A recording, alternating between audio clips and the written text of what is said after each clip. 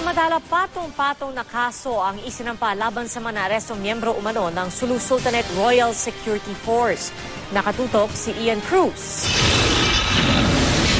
Kasong inciting to war, illegal possession of firearms at paglabag sa COMELEC gun ban ang isinampa ng Tawi-Tawi Provincial Prosecutor's Office laban sa 38 hinihinalang miyembro ng Royal Security Force ng Sultanato ng Sulu na nakatakas mula sa Sabah. Dahil sa dami ng kinasuhan sa Tawi-Tawi RTC Branch 5, inabot ng alas 7 ng gabi ang filing ng kaso na nagsimula pasado alas 2:30 ng hapon.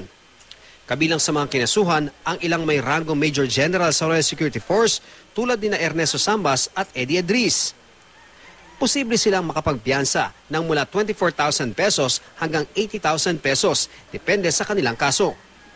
Mananatili muna sa Juan Magluya Naval Station sa Bato-Bato, Panglima, Sugala, Tawi-Tawi ang mga naaresto. Iba naman ang detention area ni Lilang Undin, ang babaeng kasamang naaresto ng RSF members at tagapaghanda umano nila ng pagkain sa Sabah. Mula rito sa Bonggao, Tawi-Tawi, Ian Cruz, nakatutok. 24 Oras.